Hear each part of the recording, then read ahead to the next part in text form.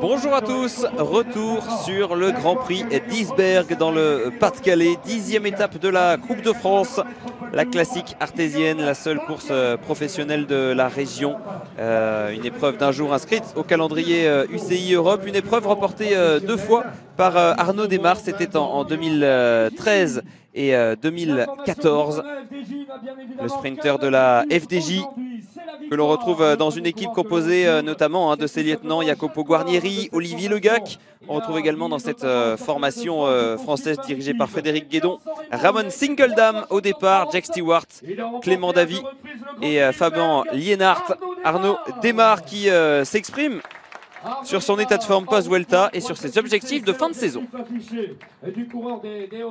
Forcément pas de résultat, mais physiquement je me sentais bien sur la Vuelta.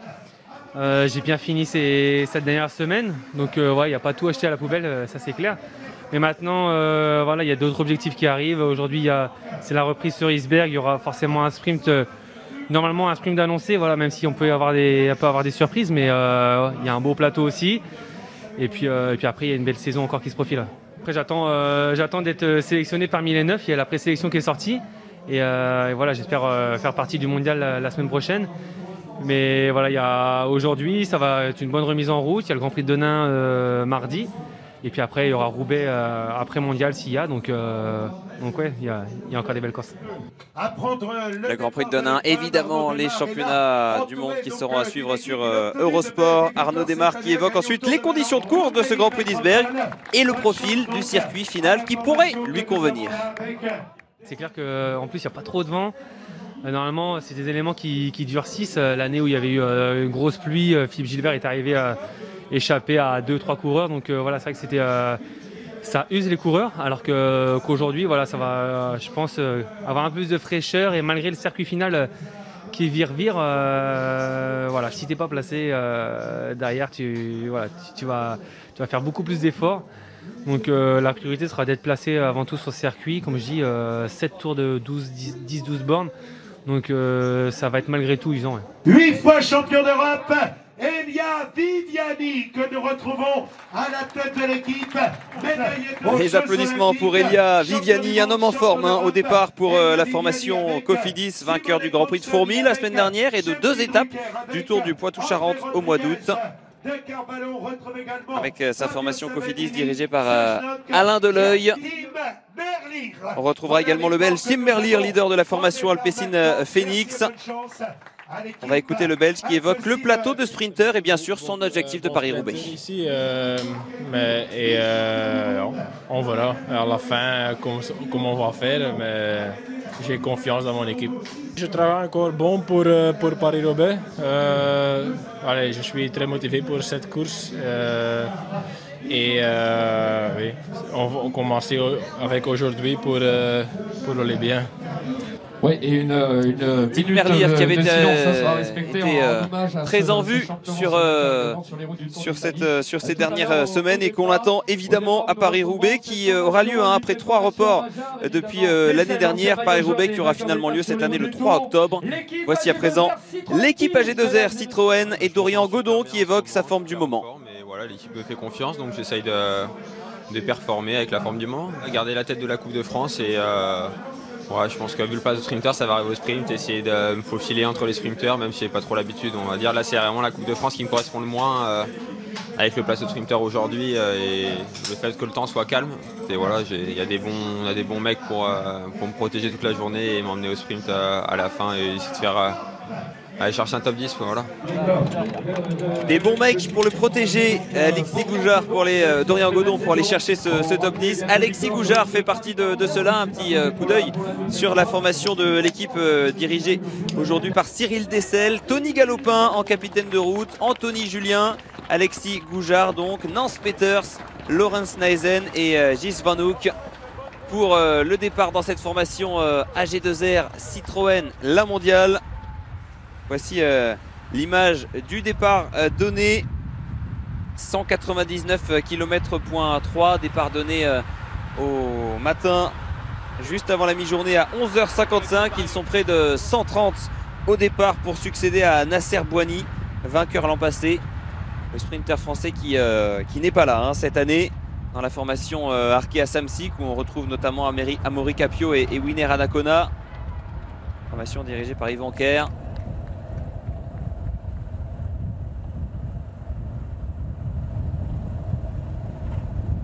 Voici les premières attaques aussitôt dès le départ réel donné avec la formation Roubaix, avec la formation de l'équipe de France, également dirigée par Pierre-Yves Châtelon. L'équipe de Roubaix avec notamment Thomas Denis, Mathias De Witt, Samuel Leroux, Jordan Levasseur, dirigé par Michel Derniès.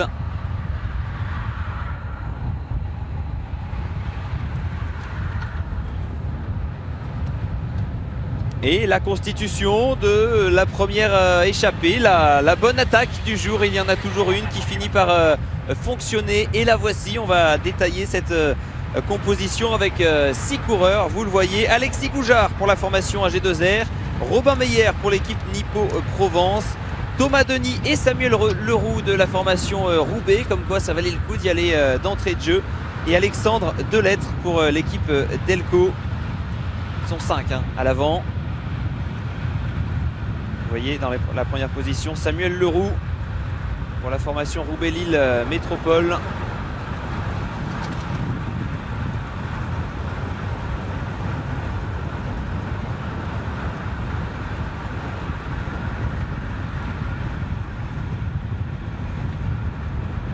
Bon passage de relais avec Robin Meyer. On va vous détailler hein, bien entendu les différents états de service de ces 5 hommes à l'avant, qui vont pouvoir compter jusqu'à rapidement 50 secondes d'avance sur le peloton.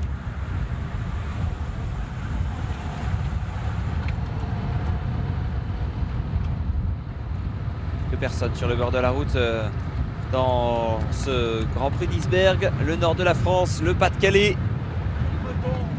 Épreuve importante hein, dans l'esprit des gens ici. Et regardez, il y a du monde sur la ligne d'arrivée. Voici le premier passage sur la ligne d'arrivée.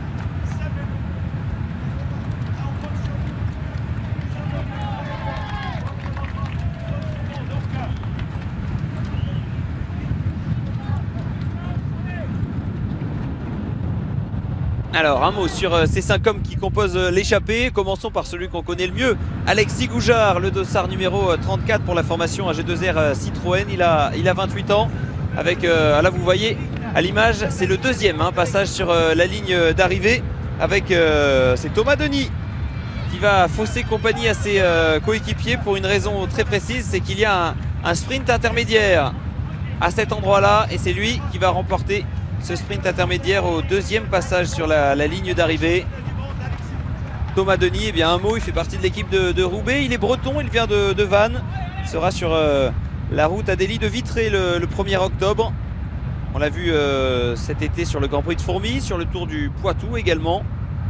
Et puis je vous parlais d'Alexis Goujard, 9e de la Polynormande, qui n'a pas terminé beaucoup de courses hein, ces dernières semaines, a abandonné la Bretagne classique, la Primus classique, également sur la dernière étape du Tour du Poitou.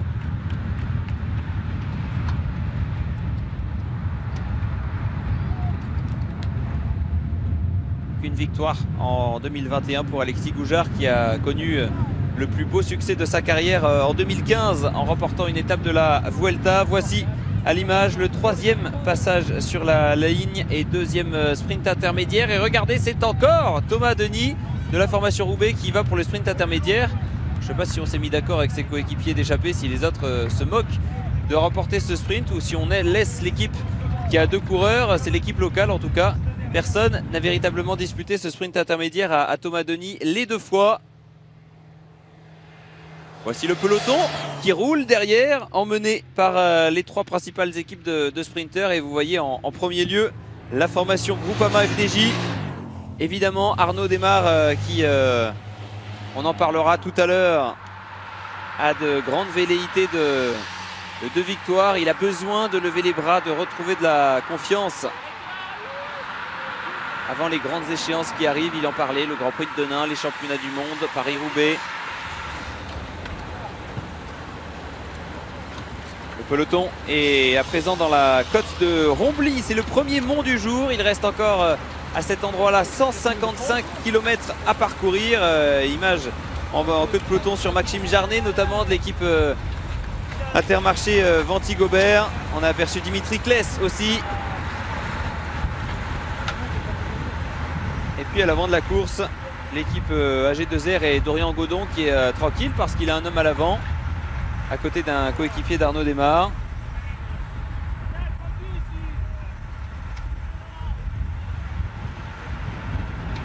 Le peloton qui observe distance raisonnable avec les échappés, hein. Évidemment, aujourd'hui, l'étape elle est promise aux sprinteurs. Il y a des grands sprinteurs, il y a Viviani, il y a Desmar, pour ne citer que, qui ont forcément, et puis Tim Merlier, on en a parlé dans l'avant-course, qui forcément ont des ambitions, et donc on fait rouler dans cette côte de Rombly et un peu partout les équipiers, la Cofidis pour Viviani, la Groupama FDJ pour Arnaud Desmar et Alpecin Phoenix pour Tim Merlier. C'est la logique, c'est la course comme on l'attendait, avec des échappés devant. Je vous rappelle leur composition: Alexis Goujard pour AG2R, Robin Meyer pour Nippo Provence, Thomas Denis et Samuel Leroux pour l'équipe de Roubaix et Alexandre Delettre pour la formation Delco.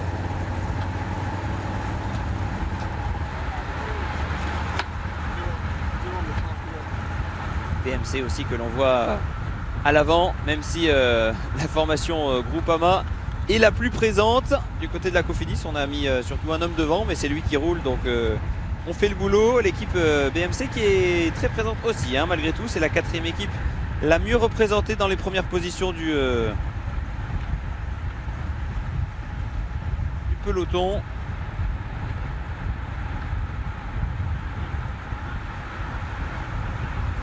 Team DSM.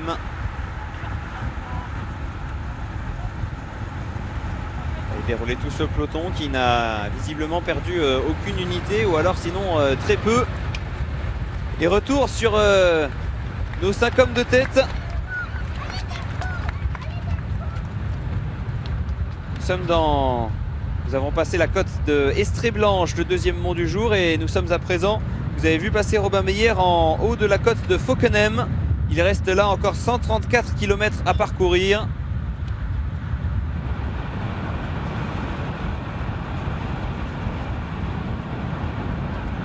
Robin Meyer qui est passé en tête de la côte, qui est un Nîmois de 25 ans dans la formation de Nippo Provence. On l'a vu sur le Tour de Norvège, sur la Polynormande. Aucune victoire en professionnel pour le Gardois. On n'a pas encore parlé de Samuel Leroux dans cette formation. 7e du classement de la montagne du Tour de Provence. C'était au mois de février. Lui, le boulonnais, le local de l'étape, hein. Alors que là, nous sommes de retour dans le peloton avec un focus sur Elia Viviani. Le sourire de l'Italien qui est en grande forme, hein. On peut le dire ainsi. Elia Viviani cet été qui a levé les bras à de nombreuses reprises. On l'a vu gagner au Grand Prix de Fourmies la semaine dernière. On l'a vu au mois d'août remporter 2 étapes du Tour du Poitou-Charentes. Les routes françaises qui conviennent bien à l'Italien. Elia Viviani qui a pu discuter, hein, de ce Grand Prix d'Isberg avec Cédric Vasseur, qui l'avait emporté en 2006. Il fait partie des nombreux Français qui l'ont emporté ici. Arnaud Desmar, on l'a dit, 2 fois. Nasser Boigny 2 fois aussi, 2015 et 2021. Et puis avant les 2 sprinteurs rivaux, il faut remonter à 2009 pour la victoire de Benoît Vaugrenard, 2008 pour William Bonnet et donc 2006 pour Cédric Vasseur, qui l'avait également emporté à Isberg en 2002. Et puis avant, nous avons Stéphane Kueff en 98. Jackie Durand, notre expert, notre consultant sur Eurosport, éminent personnage des Rois de la Pédale, l'avait emporté en 1991. Frédéric Moncassin l'année précédente. Et puis Adrie Van Der Poel, le papa de Mathieu Van Der Poel, en 1985. On ne remontera pas plus haut parce qu'on va se concentrer sur cette course. Le temps de vous dire aussi que chez les dames, c'est Charlotte Cole qui a remporté le Grand Prix d'Isberg féminin, la 4e édition pour la formation NXTG Racing. Elle a remporté le sprint devant l'italienne Elisa Balsamo de la formation Valcar Travel & Service, et une autre néerlandaise, Amber van der Hulst, pour l'équipe Park Hotel van Valkenburg. Cole qui succède à l'Australienne Chloé Hosking, qui a terminé 4e, hein, juste devant d'ailleurs Clara Copponi de la FDJ Nouvelle-Aquitaine Futuroscope qui prend la 5e place. Bon top 5 pour Clara, même si évidemment elle espérait mieux. Ça reste malgré tout un top 5 et c'est bon à prendre. Vous avez vu le 4e passage sur la ligne d'arrivée et le début de la boucle finale. Il reste encore 83 km à parcourir et c'est dur pour Thomas Denis. Premier lâché dans le groupe de tête. Oh, cette échappée qui commence à perdre des éléments. C'est souvent comme ça qu'une échappée se délite, quand il n'y a plus suffisamment de monde pour rouler à l'avant. Plus d'1 minute d'avance hein, pour les échappées. C'est très peu évidemment avec encore plus de 70 bornes à parcourir.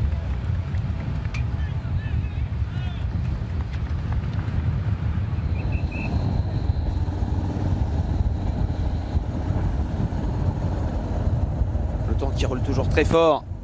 La Cofidis s'est à présent effacée pour laisser le gros du travail à l'équipe Groupama FDJ. Les lieutenants d'Arnaud Desmar qui sont là. Ou alors que c'est dur, ça coince aussi pour Alexis Goujard.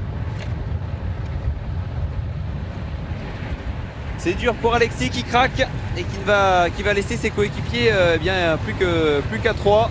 Ça va être compliqué. Ils ne sont plus que 3 devant. Alexandre Delettre, Samuel Leroux et Robin Meyer. Thomas Denis et Alexis Goujard ont craqué. Tente de relancer l'allure, hein, Alexandre Delettre, on n'en a pas parlé. Il a 23 ans dans la formation d'Elco avec ce Marseille-Provence. 11e hein, du classement de meilleur jeune du Tour de Limousin. Il a fait un podium à l'Arctic Race of Norway, juste derrière Philippe Vansleben et Niki Terpstra. Il avait quand même battu ce jour-là des coureurs comme Odd Christian Hecking, comme Warren Barguil, comme Brian Cocard. Et on l'a vu cet été sur le Grand Prix de Fourmies, sur le Tour du Doubs, sur la Bretagne classique. Alexandre Delettre pour la fin du 4e tour de circuit final. Il reste 35 km à parcourir, ils ne sont plus que 3 devant. Robin Meyer pour l'équipe Nippo Provence, Samuel Leroux pour la formation de Roubaix et Alexandre Delettre pour Delco. Oui, on se retourne et ça craque aussi pour Robin Meyer. Robin Meyer qui est lâché et celui qui est le plus en forme, ça semble être Alexandre Delettre hein, qui relance encore l'allure.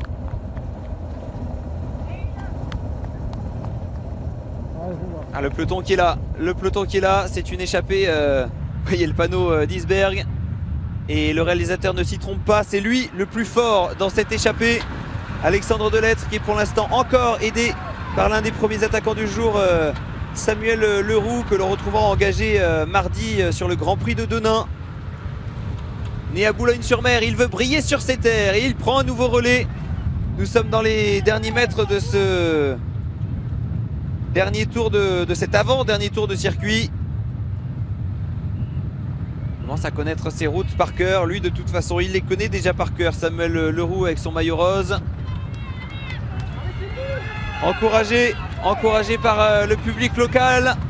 Les deux échappés vont-ils réussir à grand numéro et résister à un peloton lancé à toute allure avec la Groupama FDJ pour Arnaud Desmar, l'équipe Cofidis pour Elia Viviani, l'équipe également Alpecin Phoenix pour Team Merlier, sans parler des autres hein, parce qu'il y a Nicolo Bonifacio qui est là pour Total Energy, il y a le Team Kubeka pour Giacomo Nizzolo. Et voilà, dernier passage, la cloche du dernier tour. C'est le dernier tour du circuit de ce Grand Prix d'Isberg, 10e manche de la Coupe de France. Plus que 11 km 900 précisément à parcourir. Le peloton est là, à portée de fusil des deux hommes qui devraient se faire engloutir hein, évidemment. On a envie d'y croire pour les deux hommes, mais on connaît un peu le vélo et malheureusement pour les échappés, c'est mission impossible, ils vont se faire engloutir.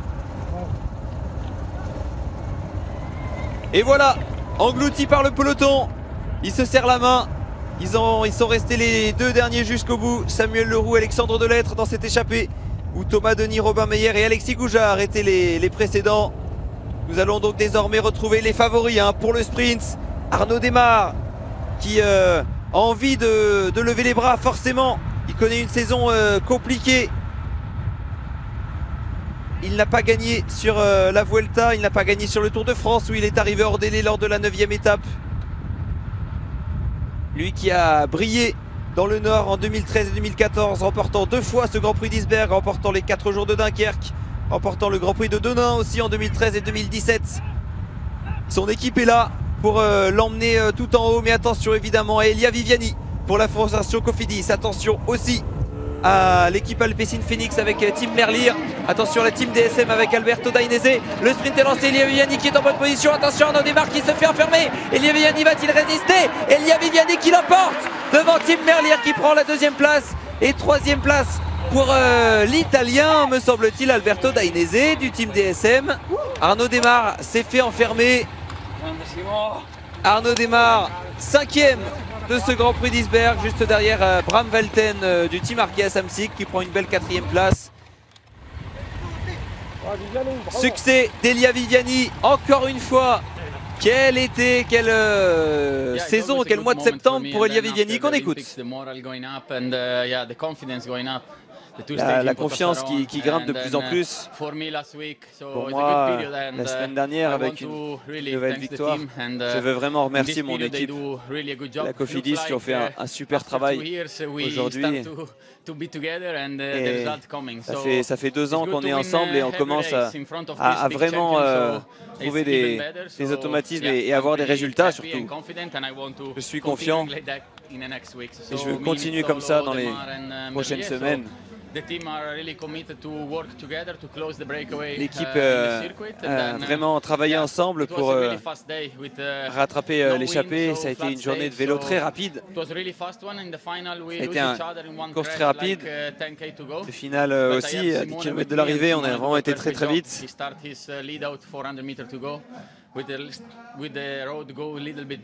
400 mètres, le sprint a été lancé. Et voilà, je me suis mis sur le côté de la route. C'était le meilleur endroit pour sprinter. Ouais, je vais faire l'Eurométropole Tour. Ce sont des courses qui me correspondent bien. Elia Viviani, qu'on retrouvera effectivement le 26 septembre sur la classique Paris-Chauny et le 29 septembre sur l'Eurométropole Tour en Belgique. Vainqueur du Grand Prix d'Isberg, vainqueur du Grand Prix de Fourmies, vainqueur de 2 étapes sur le Tour du Poitou-Charentes. Vainqueur également du classement du maillot vert à l'Adriatique Ionica Race où il avait remporté 2 étapes. Elia Viviani qui ne cesse de lever les bras depuis le mois de juin. 2e place pour Tim Merlier, le Belge que l'on écoute. C'est pas une facile arrivée. Tu dois être là sur le parfait moment.